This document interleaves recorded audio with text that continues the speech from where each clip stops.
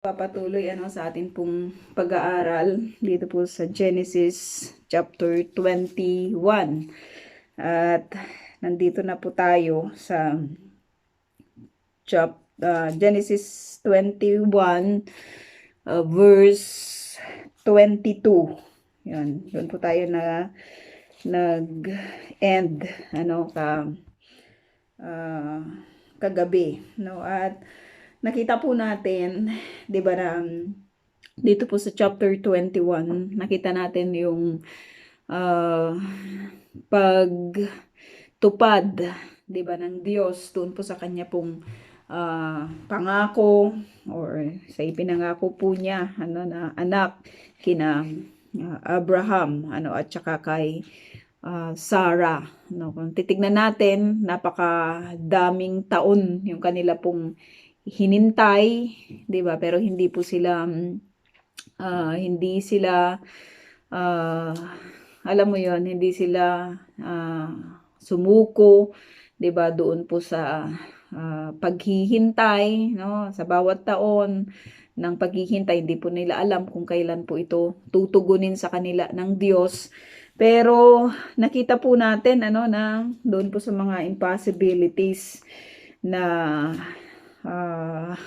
hindi na dapat ito mangyari, 'di ba? Kasi hindi na ito yung kapanahunan, pero nakita natin na tinupad pa rin ng Diyos, 'di ba, yung kanya pong pangako or yung ipinangako po niya kina Abraham at kay Sarah, no? At makikita din po natin na bilang sa relasyon po nila na mag-asawa ay marami din po silang mga pinagdaanan, 'di ba? Marami din silang mga shakenings na nangyari, mga pagsubok, 'di ba, na dumating po sa kanila pong relasyon. At makikita po natin, 'di ba, na kahit ngayong hindi ka magkaanak, 'di ba, hindi nagkaanak po si Sarah, ay pupwede naman sana, 'di ba, na ihiwalay na lang siya ni Abram, 'di ba? Pwede naman sana siyang hiwalayan na lang at pipili na lang itong si Abraham, 'di ba, ng iba po niyang mapapangasawa, pero hindi po niya 'yon ginawa, no? At ayon sa description ng scriptures ay napakaganda nitong si Sarah, at maging doon po sa kanyang katandaan ay hindi nagbago, 'di ba, yung kanya pong yung kanyang itsura, hindi nagbago yung kanyang kagandahan, 'di ba, at maging yung kanyang hindi po natin alam kung ano po yung katauhan niya nung siya po ay nagbuntis, kasi matanda na siya, pero wala pong imposible talaga, 'di ba, sa Panginoon. At makikita natin dito sa verse 22, na sabi dito, "Nang panahong iyon, isinama ni Haring Abimelech si Pikol." Kung titignan natin mga kapatid, 'di ba, itong si Abimelech, ito yung niloko ni Abram, 'di ba, na muntikan ng asawahin niya si Sarah. Nakita natin na nagsinungaling itong si Abraham, 'di ba, dito po kay Abimelech. At dito ulit, no, makikita natin siya ulit na magkakaroon po sila ng kasunduan, no, nitong si Abraham, no. Sabi dito, isinama ni Haring Abimelech si Pikol, pinuno ng hukbo. Makikilala natin itong si Pikol, isa siyang pinuno ng hukbo ni Haring Abimelech, no? At sila ay nagpunta kay Abraham, no? Sinabi ni Abimelech kay Abraham, "Sa lahat ng gawain mo'y pinagpapala ka ng Diyos." Sa lahat ng gawain mo'y pinagpapala ka ng Diyos, no? Kung titingnan natin doon po sa mga tao, 'di ba, ayon po sa atin pong mga experiences minsan doon sa nanloko po sa atin, 'di ba, makikita natin na merong konting hindi maganda, 'di ba, na feeling, 'di ba, sa kanila, no? Pero makikita natin na doon po sa kanilang separation, na sinabi din ano na ipinanalangin nitong si Abraham yung buong kaharian ni Haring Abimelech, no? So nagkaroon ng kaayusan ulit, no? Dahil doon po sa ginawa ng Diyos, na hindi naman alam nitong si Abimelech dahil nga niloko po siya, 'di ba, ni Abraham, no? Makikita natin na sa punto po na iyon, mga kapatid, ay hindi pa masyadong maayos, 'di ba, yung father of faith natin, 'di ba, na si Abraham, kasi ang dami po niyang mga lapses pa. Kumbaga, parang sa isang bata na nagsisimula pong lumakad, 'di ba? Marami pang 'yun, tumba, 'di ba, hanggang sa ma-perfect na po niya, 'di ba, yung kanya pong paglakad. Pero hindi po natin sinasabi na dapat natin itong tularan, 'di ba, kay Abraham. Kasi sa lahat ng kanya pong mga ginawang hindi naaayon doon po sa nais ng Diyos, 'di ba, ay binayaran naman po niya ito, 'di ba, ng mga consequences, 'di ba, na nangyari doon po sa kanyang yung kahirapan niya, 'di ba? Alam mo yon, yung sa paglalakbay niya, supposed to be mas maganda sana yung kanyang sitwasyon, pero dumating yung panahon na nag-disobey siya sa Panginoon, nahirapan siya, nabingit sa alam mo yung kaguluhan, yung kanyang pamilya, maging yung kanyang asawa ay muntik ng asawahin, 'di ba, ng iba. So hindi natin alam kung ano po yung kanyang nararamdaman sa mga panahon po na yon. Sa inyo pong mga may asawa, 'di ba? Ano yung inyong feeling kapag yung inyo pong asawa ay nasa kandungan na ng iba? 'Di ba? There is a pain, maaring dito po sa naramdaman din nitong si Abraham. So nagsuffer din po siya doon po sa mga ganong klase, 'di ba, ng mga desisyon na pansarili lang niya, 'di ba, na interest, no, or sa tingin niya ay mas ito yung makakabuti, no. Ang tinignan niya ay kung ano yung nakikita niya at hindi kung ano yung sinasabi, 'di ba, ng Diyos sa kanya. Pero one thing na makikita po natin dito sa atin pong pinag-aaralan, na itong si Abimelech, 'di ba, ay nakatingin dito po kay Abram. Yung testimonya nitong si Abram, 'di ba? Nitong si Abraham, no, I'm sorry. Nitong si Abraham, binago na po yung kanyang pangalan. Nakatingin siya, 'di ba? Katulad din po natin ng mga mananampalataya, marami po yung nakatingin sa atin pong mga testimonies, 'di ba? Na kahit hindi po tayo magsalita, hindi natin ipinaglalaban yung atin pong mga sarili na ganito ako, ganyan ako, nagbago ako, 'di ba? Ito na yung gusto ko, ito na yung priority ko, sa Diyos na ako, minamahal ko na yung Diyos, and so many other things na minsan binabanggit, 'di ba, ng isang gustong i-defend yung kanya pong sarili. Pero dito makikita natin na si Abraham, kahit doon po sa mga lapses ng kanyang buhay, doon sa kanya pong mga failure, 'di ba, unti-unti po siyang lumakad in obedience to God, at nakita po 'yan ng isang tao, 'di ba, na minsan sa tanang buhay niya ay niloko ng taong ito, 'di ba, na si Abraham.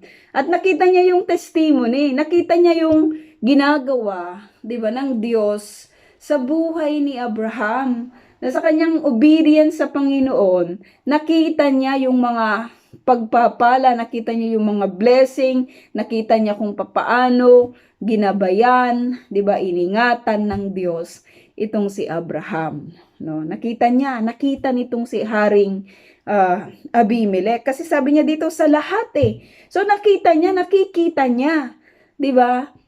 Yung parang yung alam mo yun, sinusubaybayan niya kung ano yung mangyayari sa taong ito. 'Di ba, marami ring mga mata na nakatingin sa atin, mga kapatid, bilang mananampalataya at sumusunod sa Panginoon. Maraming mga mata. Yung mga iba na mga mata na nakatingin sa atin, inaantay tayong bumagsak. 'Di ba? Yung mga iba naman na mga mata, tinitignan kung anong mangyayari sa buhay natin.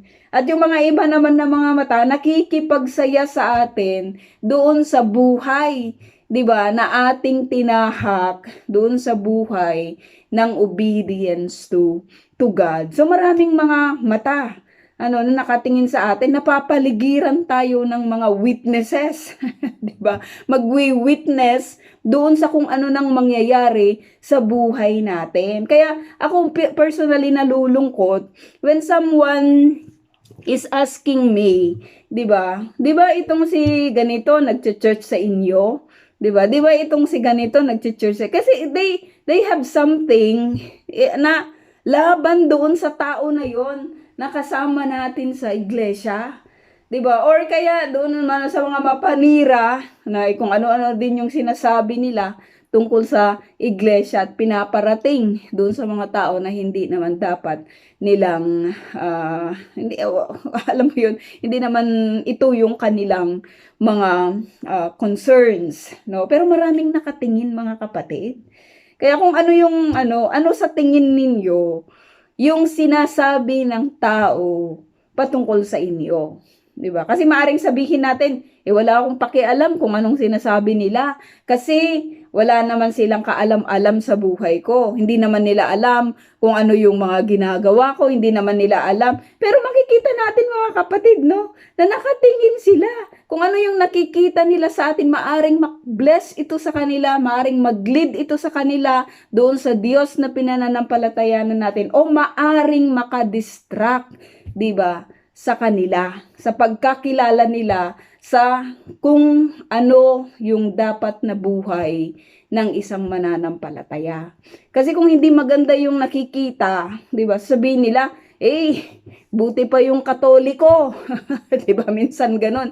Buti pa yung ganito, buti pa yung ganyan, hindi ako pinapakialaman, 'di ba? So malaking malaking sampal ito sa mga mananampalataya na kung ang makita ng mga tao na nakatingin ay instead na pagpapala ay distraction, 'di ba? Or kaguluhan, 'di ba, sa kanila. Kasi nakita dito ni Abimelech, dito kay Abraham, hindi mo naman masasabing sa lahat na bagay ay pinapagpala ka kung hindi ka nakatingin, 'di ba? So minamasdan nitong si Abimelech kasi magmula doon sa encounter niya dito po kay Abraham nung siya ay ipinanalangin, 'di ba? Nagkaroon kasi ng miracle doon sa buo po niyang nasasakupan, sa buo po niyang sambahayan at doon sa kanyang nasasakupan. So nakatingin siya na kung hindi lang na mesmerize,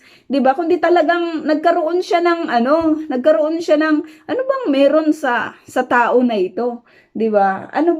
Sino ba yung Diyos niya? Nagkaroon tuloy siya ng eagerness, 'di ba, na bantayan at makilala itong si Abraham. At ito yung kanyang testimony, sa lahat ng gawain mo'y pinagpapala ka ng Diyos.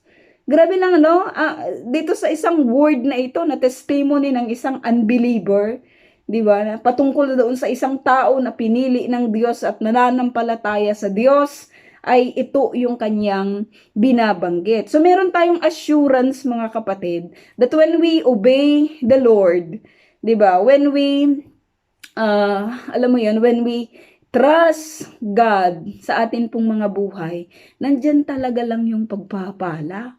'Di ba? At hindi lang yun, partial, kundi sabi dito, lahat mayroong pagpapala. Sa lahat, sabi dito ng gawain mo'y pinagpapala ka ng Diyos. 'Di ba?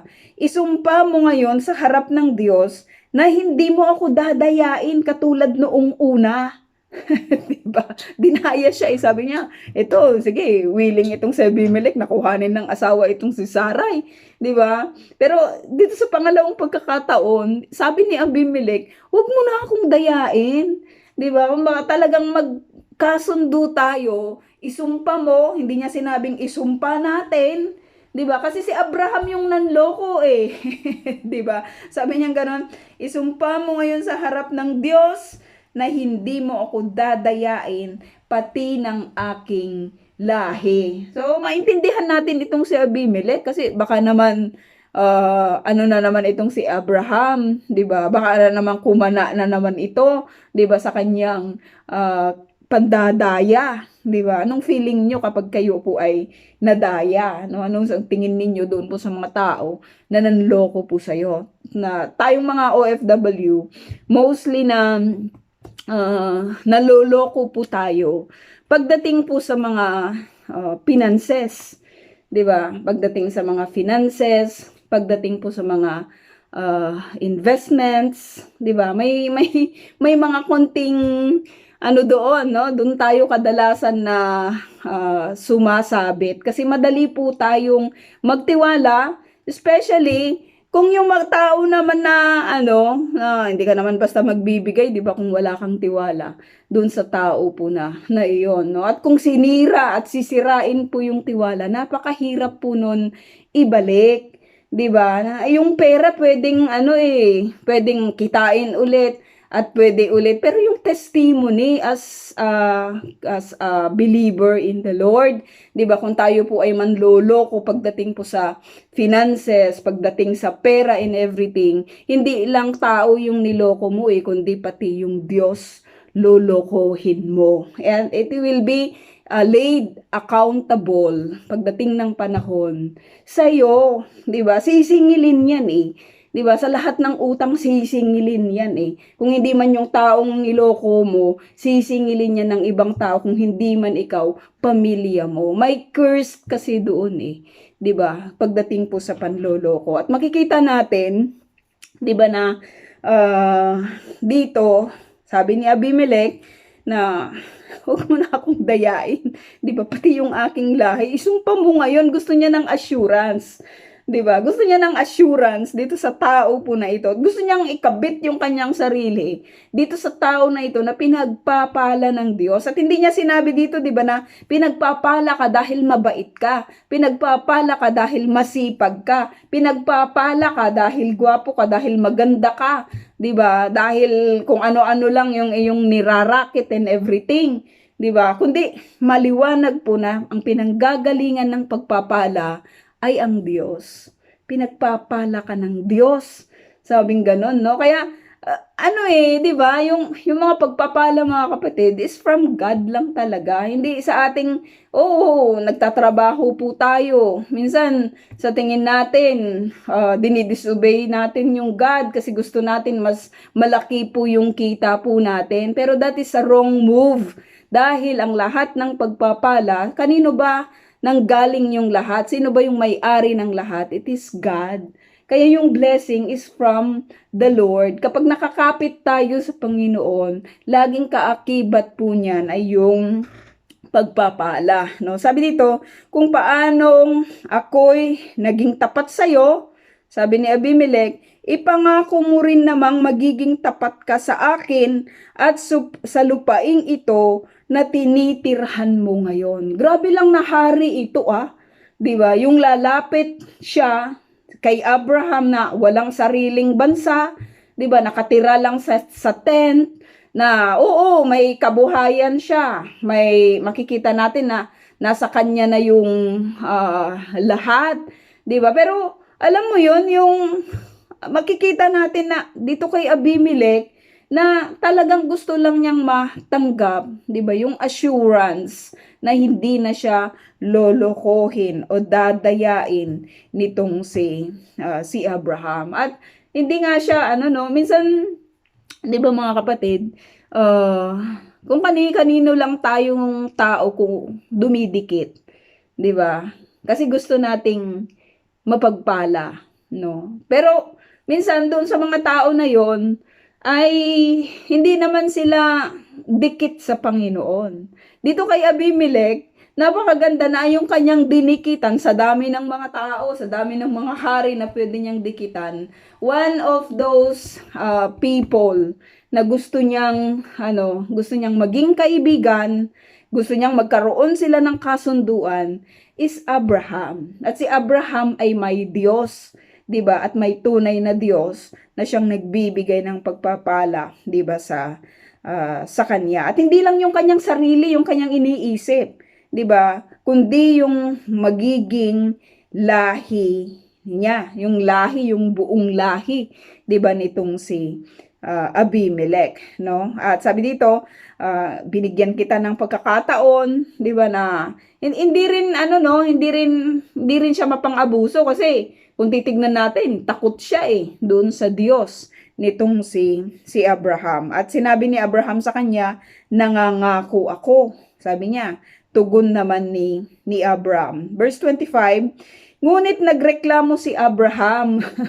Diba?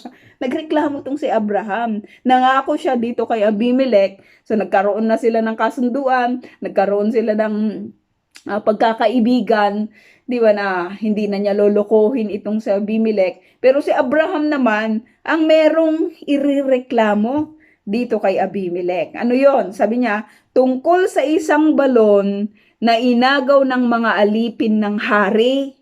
Maaring hindi ito nalaman ni Abimelech. Sumagot si Abimelech, hindi ko nalalaman iyon. Sabi niya, hindi ko nalalaman na bakit ngayon mo lamang ito sinabi sa akin? Bakit ngayon mo lang ito sinabi sa akin? No? So, may mga instances, mga kapatid, na, di ba, hindi ka naman tuturuan yung isang mabuting hari, hindi ka tuturuan na umagaw ng balon, di ba? Hindi ka tuturuan na maltratuhin, lalo na kung isang kagaya nitong si Abimelech, sa nakikita natin na karakter niya sa mga panahon po na ito, ay parang okay naman siya, di ba, sa kanyang pakikipagkasundo dito kay Abraham. So ang isang mabuting hari, di ba, yung mabuti puro kabutihan yung kanyang iisipin, di ba, at kanyang alam mo yon, ang kanyang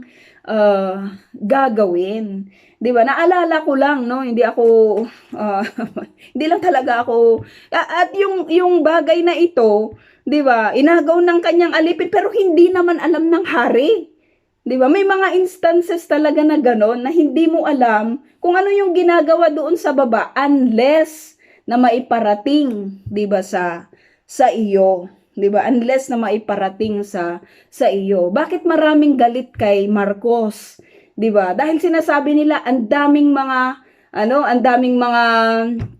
alam mo 'yon, ang daming mga paglabag sa batas sa kapanahunan niya, yung mga sundalo nagnanakaw, nanre-rape and everything, 'di ba, na ginagawa. At hindi rin natin ito alam kung ito po ay nasa knowledge, 'di ba, ng isang pangulo, 'di ba, ng Pilipinas. Kasi kung ito'y nasa knowledge niya, gagawin niya rin yung lahat ng alangan namang pababayaan mo, 'di ba, na raping na lang yung mga babae kung ikaw ay isang pangulo. Magiging yun, disgrace, 'di ba, sa iyo, at napakagulo ng mga panahon po na iyon. Hindi mo pwedeng isisi lahat sa may katungkulan, 'di ba, sa namumuno sa iyo, ang lahat ng mga bagay na nangyayari na hindi naman niya nalalaman lahat, 'di ba? Katulad ng isang iglesia, mga kapatid, kung kayo ay magkasala, isisisi ba natin lahat kay pastora? 'Di ba? Kasi nagkasala ako kasalanan ito ni pastora, hindi ako binantayan. 'Di ba? Kasi nagsinungaling ako kasi kung ano-ano na lang yung ginawa ko. Hindi.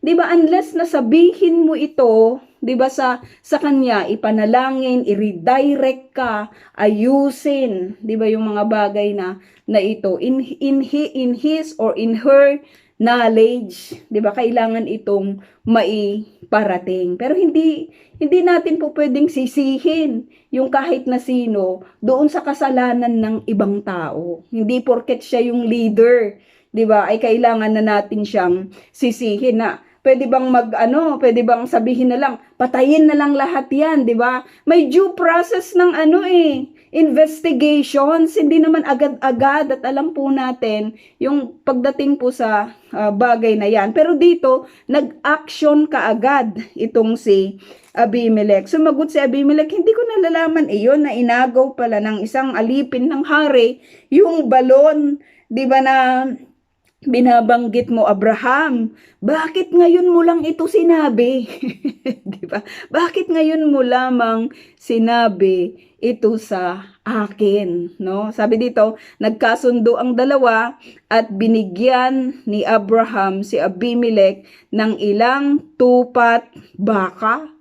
'Di ba? Doon sa kanilang kasunduan, si Abraham po yung nagbigay ng ilang, hindi sinabi, ilang tupat baka. Ibinukod ni Abraham ang 7 tupa ng kanyang kawan. Anong kahulugan nito? Tanong ni Abimelech. No? Sabi dito, sumagot si Abraham, ito'y para sa iyo bilang pagsang-ayon mo na sa akin ang balong ito. Sa kasunduan nila, sa kapanahunan po na yon, meron talaga silang ibinibigay, parang kabayaran doon sa kung ano yung gusto nilang pagkasunduan. At yun nga yung balon na yon. At sa kapanahunan na yon, mga kapatid, napaka-importante po ng balon.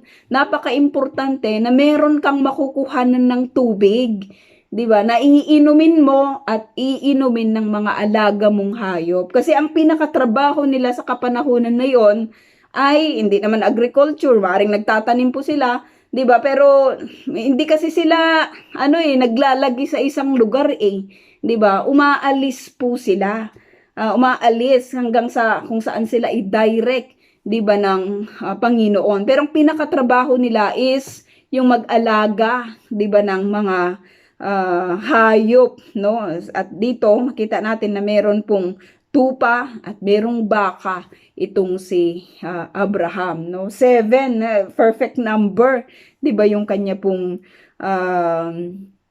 pinili, no? Sabi dito, ibinukod ni Abraham ang 7 tupa ng kanyang kawan. 7 is a perfect number, no? At sabi dito, anong kahulugan nito? Tanong ni Abimelech. Sumagot si Abraham, ito'y para sa iyo bilang pagsang-ayon mo na sa akin ang balong ito. Kaya ang lugar na yon ay tinawag na Beer Sheba, no? Beer Sheba, no? Sapagkat doon ay nanumpa sila sa isa't isa. Ano pong kasunduan nila? Sa kanya yung balon na yon at hindi na sila dadayain ni Abraham, si Abimelech at ang kanyang magiging lahi, no? Sabi dito, matapos ang sumpaang iyon, bumalik na sa lupain ng mga Filisteo si Abimelech at si Pikol na pinuno ng kanyang hukbo, no? Sabi dito, pagkaalis nila'y nagtanim naman si Abraham ng punong tamarisko, sa Beersheba at sumamba kay Yahweh, ang Diyos na walang hanggan. Mahabang panahong nanirahan si Abraham sa lupain ng mga Filisteo. Hindi natin alam kung ilang taon po siya nanirahan doon po sa lugar po na yon, hindi na po binanggit sa atin ng scripture, pero mahaba, 'di ba? Yung sinasabi po dito, 'di ba, ng scriptures. Bakit ba importante, 'di ba, na malaman po natin yung mga bagay po na yon? Kasi sa mga susunod nating papag-aralan at maging doon po sa authenticity, 'di ba, ng lugar dito po sa Beersheba, nandun pa yung yung balon sa kapanahunan na ito, no? Makikita pa rin po natin yung at makikita natin yung kanila pong ownership kasapagkat ito ay binayaran nitong si Abraham dito po kay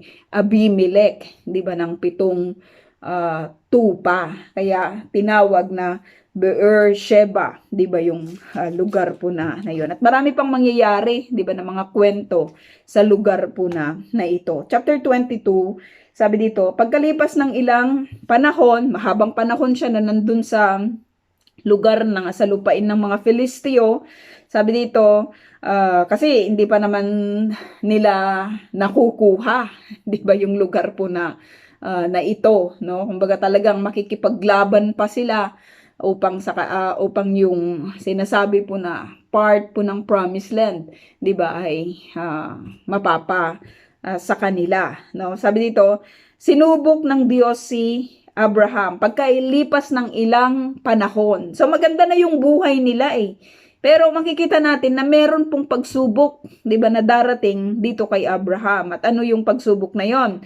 Tinawag siya ng Diyos, Abraham. 'Di ba? May pangalan eh. Narito ako, tugon naman niya. So makikita natin na doon po sa pagtawag ng Diyos, lagi siyang handa, 'di ba? At nakikinig siya doon sa boses, 'di ba, ng Panginoon. Kasi kung tatawagin ka ng Diyos at hindi mo 'yun maririnig, ibig sabihin hindi ka nakafocus sa Diyos. 'Di ba? Wala kang perfect na relationship, walang perfect na relationship sa Panginoon. Pero tinawag niya eh, 'di ba? Tinawag ng Diyos itong si Abraham sa kanyang pangalan. Hindi yung ibang tinawag niya muna si Sarah. Pakisabi nga kay Abraham, hindi direct ang Diyos, 'di ba, sa kanyang pagtawag. At direct siya kapag nagbigay siya, 'di ba, ng kanyang ipapagawa. Minsan iba yung style natin eh. Kung mangungumusta tayo sa ibang tao, tayo mangungumusta, 'di ba? Magme-message tayo, kumusta si ganito? Kumusta si ganyan? Eh bakit hindi na lang yung tao yung diretsahin mong kumustahin? 'Di ba? Kung may problema siya, kung may at least ano yun, mamarites, 'di ba? Minsan gano'n no, pero ang Diyos hindi eh, direct siya, 'di ba, sa kanyang pagtawag dito kay Abraham, no? At sinabi na, narito ako, busy ako, Lord, hindi gano'n, no? Maraming mga Kristiyano sa kapanahonan natin ngayon, busy, you know? Tinatawag sila ng Diyos, sinasabi nila, hindi pa ako handa, Lord. Grabe lang kayabangan ng tao kapag ganun po yung response niya, 'di ba, sa Panginoon. At napakaganda ng response ni Abraham sa Lord, no? Narito po ako, Panginoon, 'di ba? Ano ba yung inyong ipapagawa? Nakahanda siya, 'di ba, sa kung ano man yung ipapagawa sa kanya ng Diyos. Tayo mga kapatid, ilang beses na po tayong tinatawag ng Diyos sa paglilingkod. Pero sinasabi natin hindi pa tayo handa, saka na lang, 'di ba? Si ganito kasi, si ganyan kasi, huwag sayangin, 'di ba, yung panahon, no? Sabi dito, sinabi sa kanya, isama mo, kapag tinawag ka ng Panginoon, 'di ba? Meron siyang ipapagawa sa iyo eh. Hindi ka tinawag lang for nothing. 'Di ba? Tinawag ng Diyos si Abraham kasi meron siyang ipapagawa. At ano yung ipapagawa niya? Sabi dito, isama mo ang kaisa-isa at pinakamamahal mong anak na si Isaac. Sabi niya, at magpunta kayo sa lupain ng Moriah, no? Sa lupain ng Moriah, diyan sa Jerusalem, no? Sa doon sa Temple Mount, no? Umakyat kayo sa bundok na ituturo ko sa iyo at ihandog mo siya sa akin. Ihandog mo siya sa akin. Kung ewan ko lang sa inyo mga kapatid, pero kung ito ay napaka-familiar na kwento sa atin. Kung hihingin sa inyo yung inyong anak, 'di ba, upang ihandog sa kapanahunan na 'yon, pag sinabi mong ihandog, papatayin mo yung anak mo, 'di ba? Papatayin. Hindi natin alam kung ilang taon na po dito si Isaac, 'di ba? Kasi mahabang panahon yung paninirahan nila sa Filisteo. Tapos pagkalipas pa ng ilang panahon na yon, tsaka po tinawag itong si Abraham para ihandog niya itong si Isaac. So, maaring si Isaac ay may isip na. Maaring si Isaac ay kabataan na niya. 'Di ba? May nagsasabi na nasa 25 years old na siya, o nasa 30, o nasa 35 years old na siya. Whatever it is, 'di ba? Pero tinawag ni Abraham. Tinawag ng Diyos si Abraham upang ihandog si Isaac sa Panginoon. 'Di ba? Hindi lang basta i-dedicate eh. Sa kapanahunan natin ngayon, dedication yung ginagawa po natin. Pero sa kapanahunan po nila, alam ni Abraham kung papaano po maghandog ng isang anak sa Diyos. 'Di ba? Papatayin niya yung bata para sa Diyos, no? At makikita natin kung ano yung kanyang magiging response. Kinabukasan, sabi dito, maagang bumangon si Abraham, no? Paano kaya ito, no? Kasi ito na yung promise na anak eh, na sinabi sa kanila ng Diyos ni Sarah. Anak nila ito sa kanilang katandaan eh. Paano ngayon sasabihin ni Abraham kay Sarah na, Sarah, papatayin ko tong anak natin kasi hiningi ng Diyos? 'Di ba? Ano kaya yung, just imagine na lang the picture. Ano yung magiging response nitong si si Sarah. No, kasi kadalasan si Sarah yung nag-aak eh. Sabi niya, kunin mo si Hagar, 'di ba? Tapos magkaanak ka sa kanya. 'Di ba? 'Yun yung sinasabi niya, tapos nung nagkaroon ng problema, palayasin mo yung mag-inang 'yan. 'Di ba? Ganyan yung ginagawa nitong si Sarah. Ngayon ito naman si Abram ngayon yung magsasabi dito kay Sarah na i-dedicate ko yung anak ko, yung anak natin. 'Di ba, hindi lang dedicate kundi ihahandog siya na buhay, 'di ba, sa Diyos. Pero tingnan natin, maagang bumangon si Abraham at nagsibak ng kahoy, matanda na to naggagamiting panggatong sa handog na susunugin. Susunugin niya yung anak niya eh.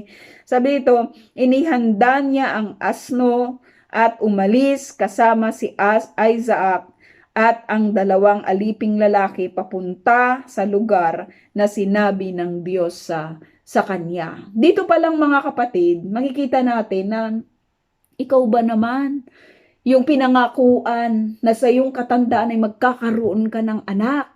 At inantay nila ito for almost or more over 25 years, 'di ba, sa kanilang buhay. Tapos nagkaroon ng katotohanan yung pangako na yon, nanganak itong si Sarah sa kanyang katandaan. So grabe lang yung impact nito sa buhay ni Abraham, no, at maging ni Sarah. At ngayon, sabi ng Diyos sa kanya, 'di ba, na ihandog mo itong si Isaac. 'Di ba? Ihandog mo siya. Asunugin yung paghahandog dito sa anak na ito. Kung ang Diyos ang nagbigay sa kanya ng anak na ito at kung hihingin niya yung anak na ito, ibibigay ba ni Abraham? Sino ba ang mas mahal niya, itong si Isaac o yung Diyos na nagbigay kay Isaac? At makikita natin mga kapatid, no, na mas pinili po ni Abraham yung Diyos, no? Mas pinili niya na ibigay yung kanyang pagmamahal doon sa Diyos na nagkaloob sa kanya kay Isaac. Mag-isang anak ito eh, 'di ba? Kasi yung isa, itong yung isang anak niya, no, na mula po kay Hagar, si Ishmael, no, makikita natin na wala na si Isaac na lang po yung nandun, yung son of promise, no? At sabi dito, nang ikatlong araw ng paglalakbay, 3 days yung kanilang paglalakbay, natanaw na nila ang dakong kanilang pupuntahan. So sa 3 araw na yon, imposibleng hindi iisipin or nakikipag-battle itong si Abraham.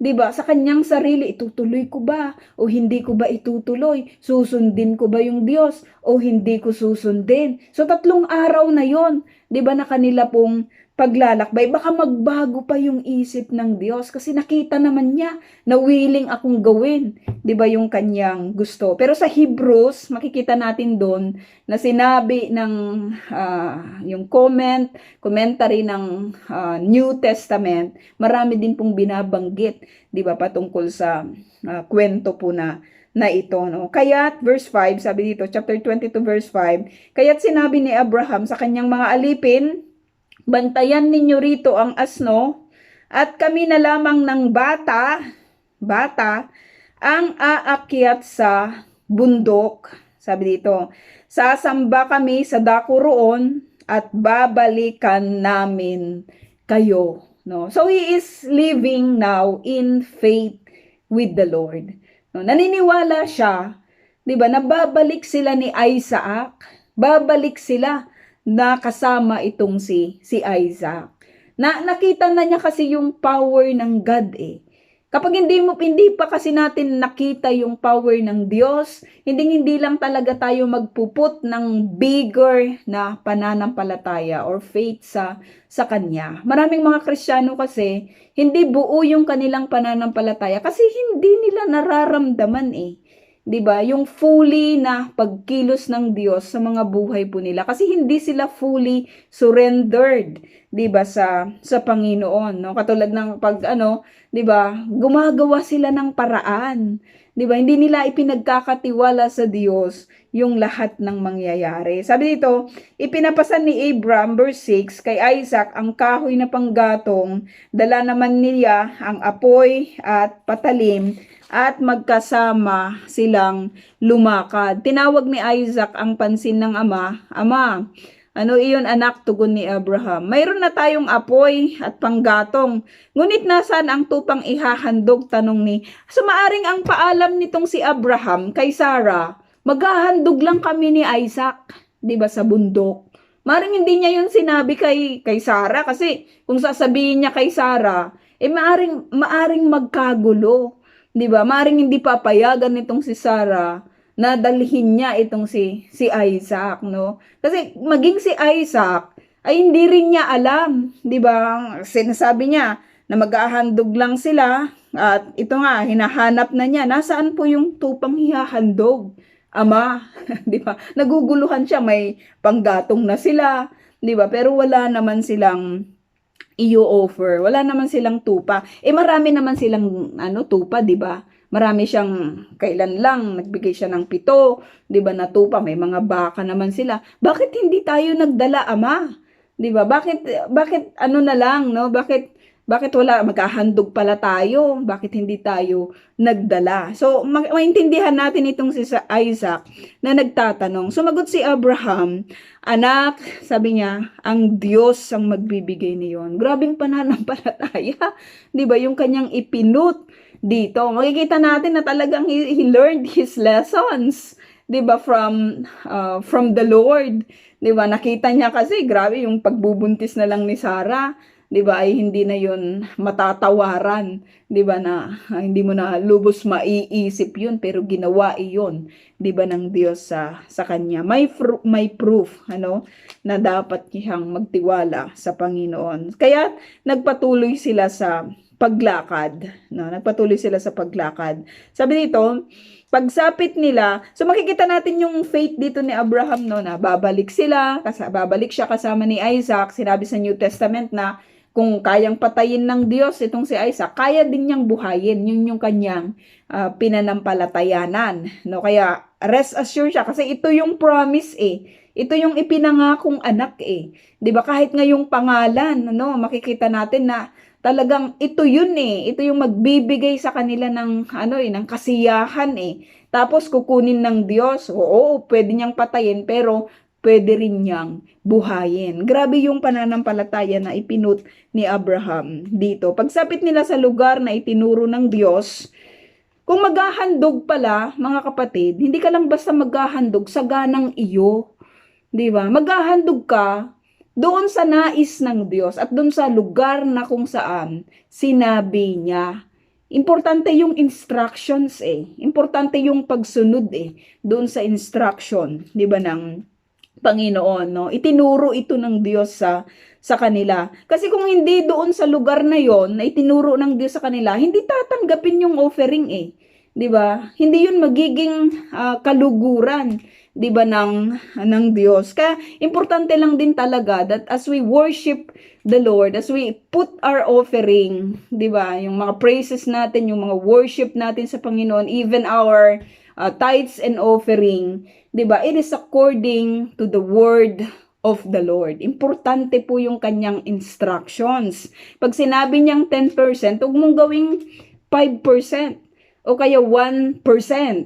Di ba?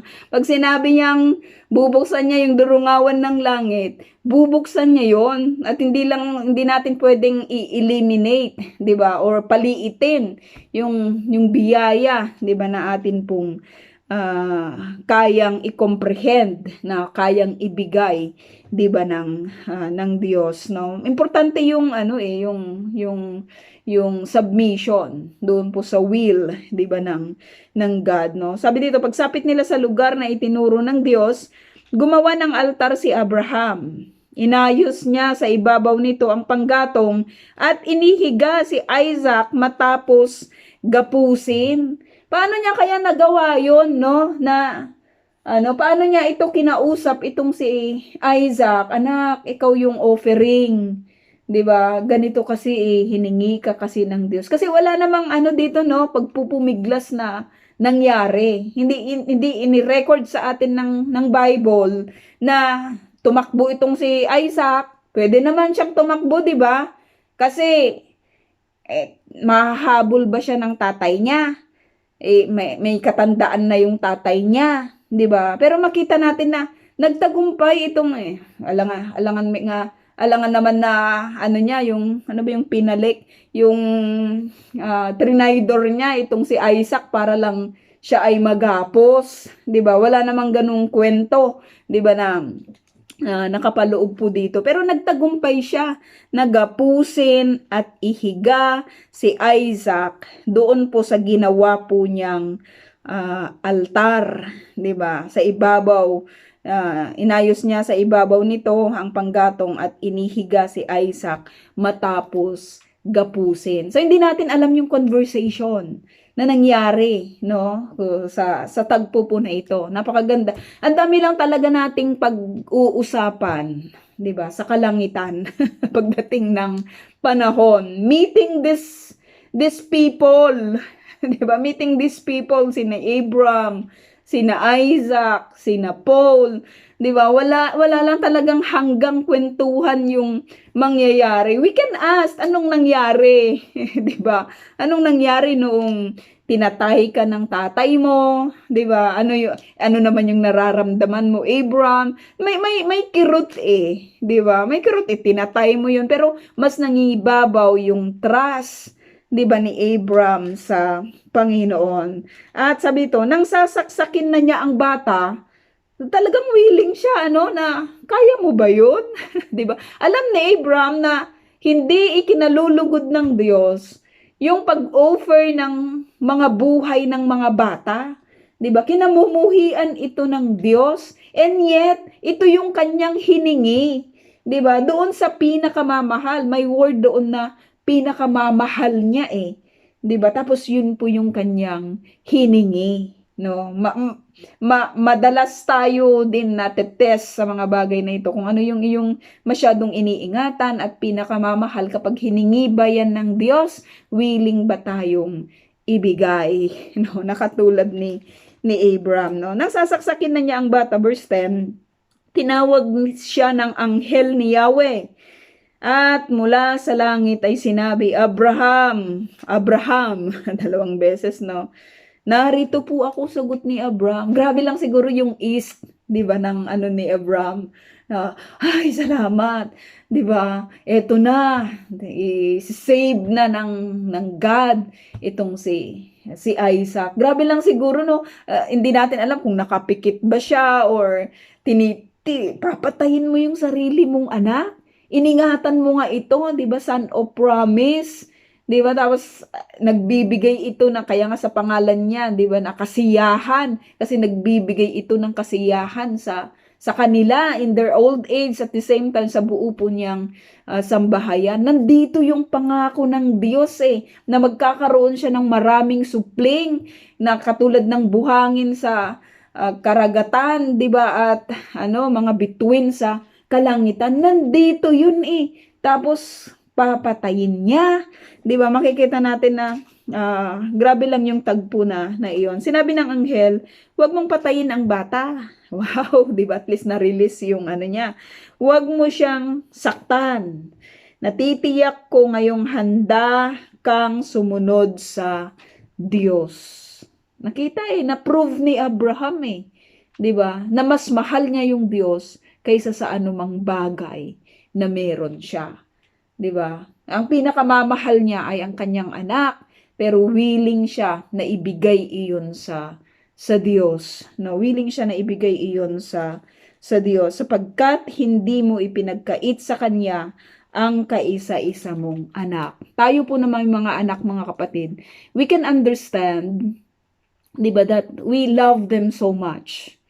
'Di ba? Kaya nga kadalasan we are so overprotective, 'di ba? Napaka natin, yung parang iniisip na lang lagi natin kung ano yung ikabubuti po nila, 'di ba? Kung ano yung mas makakabuti sa kanila, huwag ito yung gawin. Nakaantabay lagi tayo, 'di ba, sa kanila.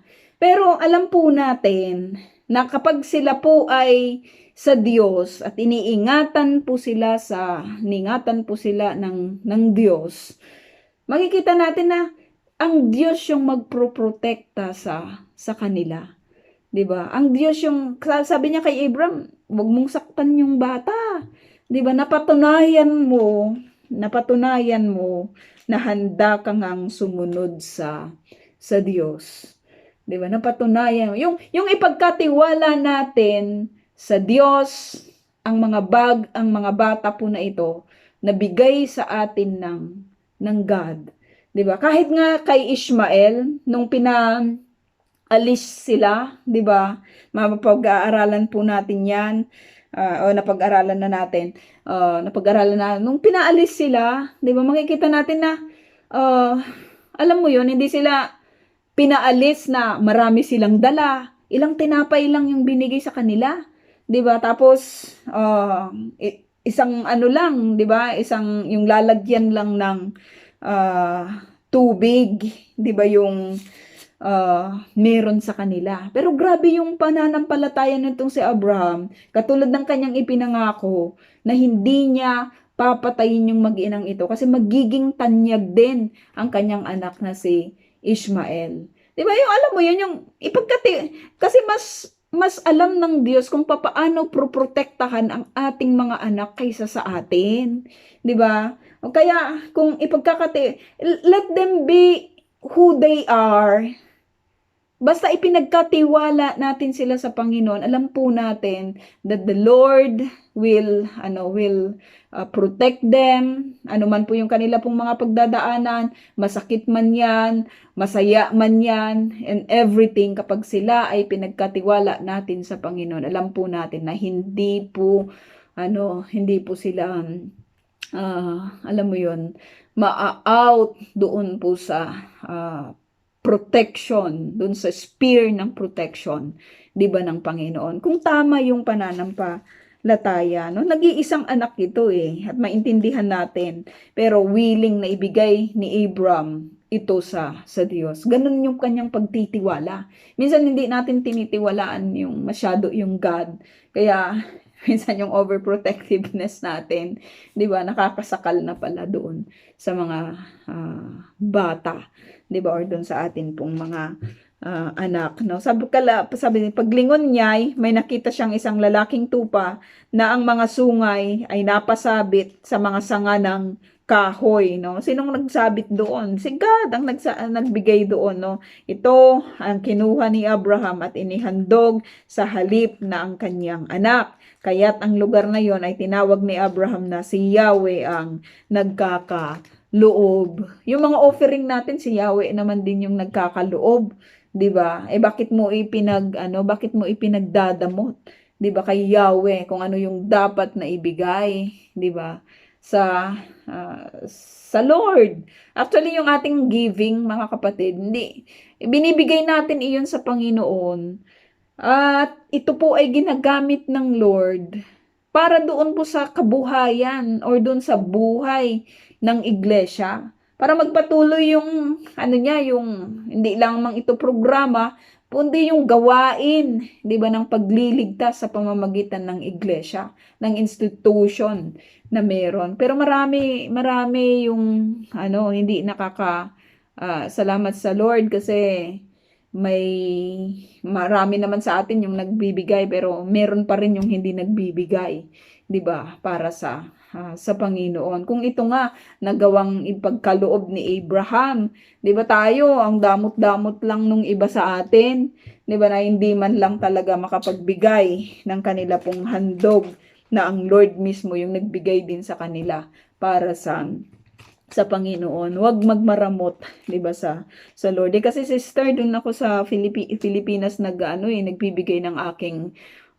ikapo at handog, no. Sino nagsabi sa iyo na ganun yung gawin mo?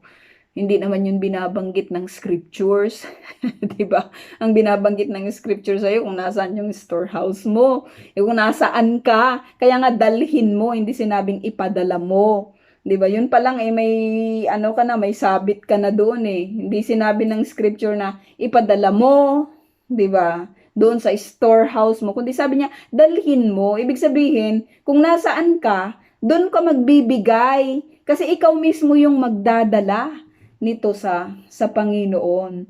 'Di ba? Ang liit lang ng iyong pananampalataya pag ang tingin mo, ang iglesia ng Diyos ay yung ano lang, yung church mo lang sa Pilipinas. Hindi.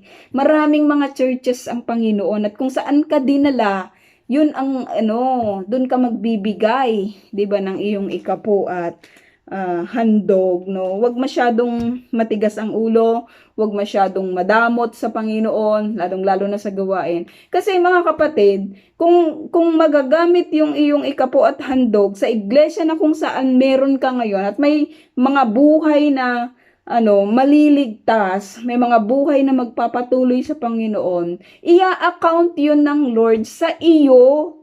'Di ba? Dahil ikaw ay nag-submit sa kanya, nag-obey sa kanya. Eh unang-una sa lahat, nag-obey ka sa salita ng Panginoon eh. Pag doon ka sa Pilipinas nagbigay, 'di ba? Nag-disobey ka sa salita ng Panginoon, minaliit mo yung kanyang pangako, eh ang dami mong sabit doon.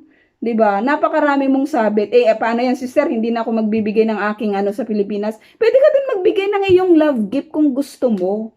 'Di ba? Bakit pwede ka namang magbigay ng another 10% kung gusto mo, kung talagang masyado mong mahal ang Panginoon, o 5%, bakit mo prepresyohan yung Lord? Bakit mo sasabihin, ang dami ko nang naibigay? Hindi. The more that you will give back to God, sabi ng scripture, the more na tatanggap ka, 'di ba, ng pagpapala mula sa Panginoon. The more binibless ka para mas lalo ka pang maging pagpapala sa iba. No, I can name people who are giving to God, 'di ba? Sa mga oras po na ito. At meron din yung mga hindi mo lang talaga sila maramdaman, 'di ba? Pero nandito sila. 'Di ba? Kasama natin sila. 'Di ba? Kasama sila na miniministeran ng iglesia na ito. Pero alam po natin na huwag masyadong patigasin yung puso pagdating po sa pagbibigay. Meron naman yung mga nangako, 'di ba? Tapos hindi matindi yan, kapatid, kapag ikaw ay nangako tapos hindi ka sumunod sa iyong pangako. Sisingilin yan ng Diyos. Magiging butas ang iyong basket, sabi dun kapag hindi mo ibinigay yung para sa Panginoon. Sa bundok ni Yahweh ay may nakalaan. Sabi dito, mula sa langit nagsalitang muli kay Abraham ang anghel ni Yahweh, ako'y nangangako sa pamamagitan ng aking pangalan, sabi niya, Yahweh, sapagkat hindi mo ipinagkait sa akin ang kaisa-isa mong anak, pagpapalain kita. Ang lahi mo'y magiging sindami ng bituin, inulit ito, sa langit at buhangin sa dagat. Sasakupin nila ang mga lunsod ng kanilang mga kaaway. Sa pamamagitan ng iyong lahi, ay pagpapalain ang lahat ng bansa sa daigdig, sapagkat sinunod mo ang aking utos. So may blessing talaga doon po sa obedience, no? Binalikan ni Abraham ang kanyang mga alipin at sama-sama silang umuwi sa Beersheba. Binalikan ni Abraham ang kanyang mga alipin. Take note mga kapatid na, ang sabi niya, binalikan, babalik kami. Sabi niya, 'di ba? Pero makikita natin dito, siya lang yung bumalik. 'Di ba? Nasaan na si Isaac? Nasaan na si Isaac? Makikita natin na sa susunod na makikita natin si Isaac ay may na siya, 'di ba? Mag-aasawa na siya. Pero makikita natin dito na hindi po natin alam niyo. Marami tayong hindi alam na saan pumunta si Isaac, 'di ba? Anong nangyari? Sabi ni Abraham yung ganito, yung ganyan. Pero alam natin na sinave na. Marami lang talaga tayong hindi alam, 'di ba? Kaya nga yung kwentuhan sa kalangitan pagdating ng panahon ay ang dami-dami lang talaga nating po pwedeng itanong, 'di ba, sa mga tao po na ito, no? Sabi dito, hindi nagtagal na balitaan ni Abraham, doon na lang pala siguro mga kapatid kasi time na, no? So nag-end po tayo. Mga pangalan lang naman po ito, no? Yung babanggitin dito po sa verse 20. Pero mamili po tayo kung ano yung gusto nating pangalan dito sa mga susunod. Yan po mga kapatid, at erem to po sa bawat isa. Ita-type ko na lang po yung katanungan. Magandang gabi po mga kapatid. Salamat